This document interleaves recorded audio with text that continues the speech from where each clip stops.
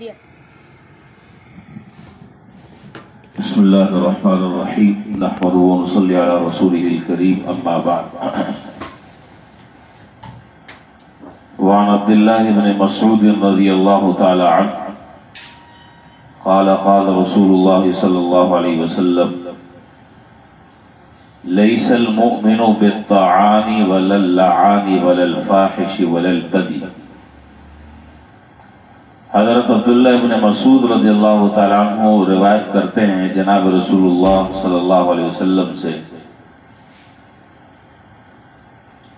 کہ آپ نے ارشاد فرمایا مومن طعنہ کرنے والا نہیں ہوتا، لعنت کرنے والا نہیں ہوتا، فحش گو نہیں ہوتا، منہ پھٹ نہیں ہوتا۔ یہ حدیث کا بیان چل رہا ہے گزشتہ کئی دنوں سے، یعنی اس حدیث میں جو اوصاف ذکر فرمائے ہیں، جو کام ذکر کیے وہ ایک مومن کی شان نہیں۔ مومن کی جو شان ہے وہ تو اس سے بہت ہی اعلیٰ ہوا کرتی ہے۔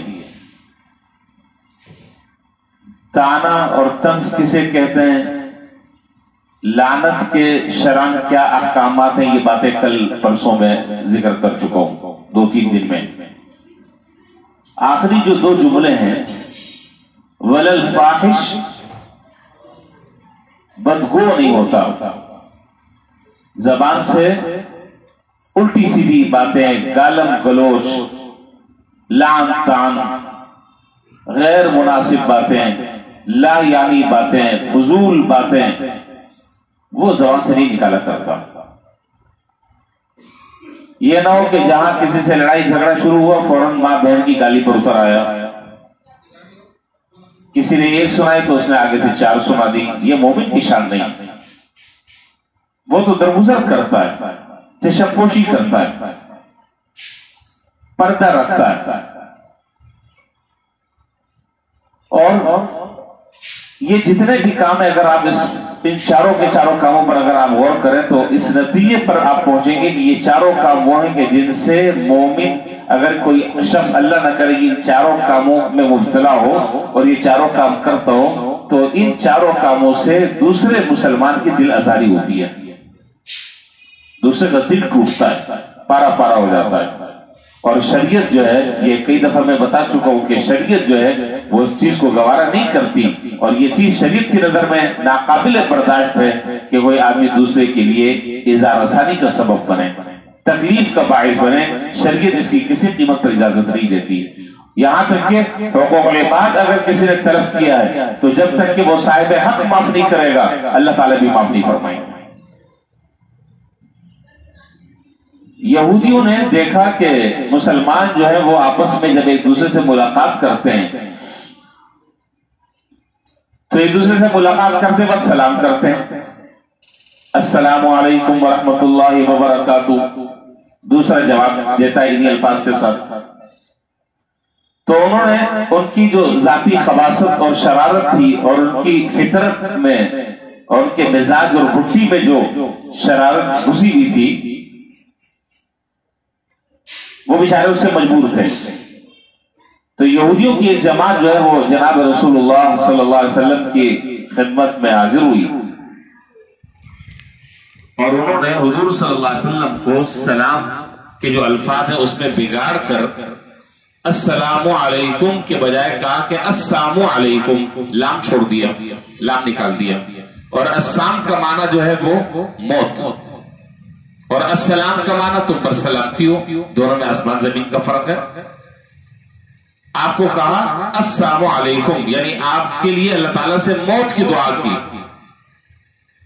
حضرت عائشہ رضی اللہ تعالیٰ عنہ یہ بات سن رہی تھی، انہوں نے فرمایا کہ علیکم السلام واللعنہ،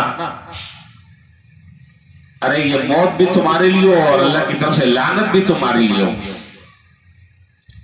تو حضور صلی اللہ علیہ وسلم نے جب یہ دیکھا کہ حضرت عائشہ رضی اللہ تعالیٰ عنہ بڑے غصے میں آ گئی اور ایک بات کا جواب 2 باتوں سے دیا، تو آپ نے فرمایا کہ مہلن یا عائشہ، اے عائشہ نرمی اختیار کرو، نرمی اختیار کرو.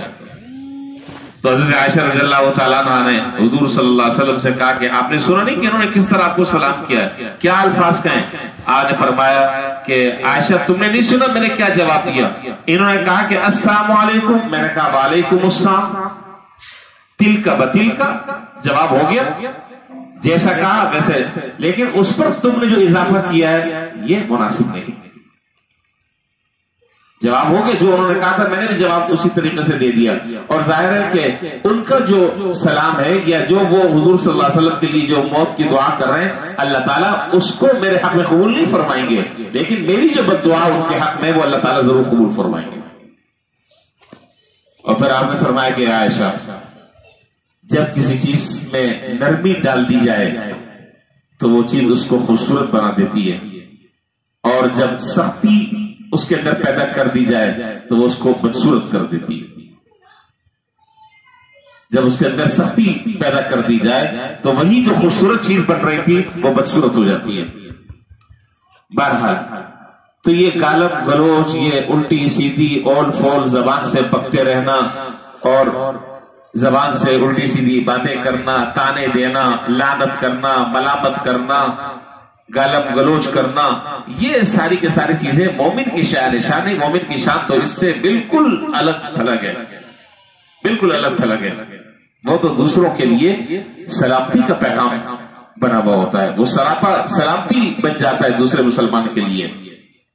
تو یہ ساری باتیں, یا اسی طریقے سے ولل بدی, میں نے اس کا ترجمہ کیا منہ پھٹ, یعنی جہاں موقع دیکھا بس زبان سے بات نکال دی, چاہے وہ بات وہاں کرنی تھی یا نہیں کرنی تھی, اس بات پہ کرنے کا موقع تھا یا نہیں تھا, اس کا محل تھا یا نہیں تھا, بس جو منہ میں آیا بک دیا, جو منہ میں آیا بک دیا, جو منہ میں آیا بک دیا. چاہے کسی کے دل پر تیر کے نشتر چل رہے ہو, چاہے کسی کا دل جو ہے وہ چور چور ہو رہا ہو, کسی کا دل زخمی ہو رہا ہو, اس کو ان چیزوں سے غرض نہیں ہے. وہ تو بس جو منہ میں آ رہا ہے وہ بک رہا ہے. یہ مومن کی شان نہیں ہے. اس لیے ایک صحابی نے, بخاری شریف میں روایت ہے, ایک صحابی نے جناب رسول اللہ صلی اللہ علیہ وسلم سے فرمایا کہ اللہ کے رسول آپ میرے بارے میں سب سے زیادہ کس چیز سے ڈرتے ہیں؟ آپ نے زبان کی طرف اشارہ کر کے فرمایا کہ میں اس سے ڈرتا ہوں. زبان کی طرف اشارہ کر کے فرمایا کہ میں اس سے ڈرتا ہوں. اور یہ بات پہلے کئی دنوں سے مختلف حدیثیں اسی سلسلے میں چل رہی ہیں کہ اگر اس ایک چیز کو اگر قابو کر لیا جائے اور اس ایک چیز کو اگر لگام دے دیا جائے تو بہت سارے آفات اللسان سے انسان بچ جائے, اور زبان کی آفتوں سے اللہ تعالیٰ اس کی حفاظت فرما دے. اللہ تعالیٰ اسی لیے حدیث نے فرمایا کہ قل الخیر وإلا فاصمت, قل الخیر وإلا فاصمت, زبان سے اچھی بات نکالو, اور اگر اچھی بات تمہارے پاس نہیں ہے خاموش رہو, خاموش رہو. من صمت نجا, اور جو آدمی خاموش ہو گیا اس نے سمجھ لو کہ نجات پالی. ظاہر ہے کہ جب آپ نے زبان کھولی تو پتہ چل گیا کہ آدمی کتنے پانی میں. جب تک کہ زبان بند ہے آپ کے سارے عیب چھپے ہوئے ہیں, ساری کمزوریاں چھپی ہوئی ہیں, سارے نقائص چھپے ہوئے ہیں. جو ہی زبان کھولی سامنے والا آپ کو پرکھ لے گا کہ آپ کا وزن کتنا ہے. یہ تو آپ اچھی بات زبان سے نکالیں گے یا الٹی سیدھی باتیں نکالیں گے زبان سے. بہرحال اللہ تعالی ہمیں زبان کو صحیح طریقے سے صحیح کاموں میں استعمال کرنے کی اللہ تعالی ہمیں توفیق عطا فرمائے, اور زبان سے جتنے بھی گناہ ہوتے ہیں ان گناہوں سے اللہ تعالی ہم سب کی حفاظت فرمائے. وآخر دعوانا الحمدللہ رب العالمین.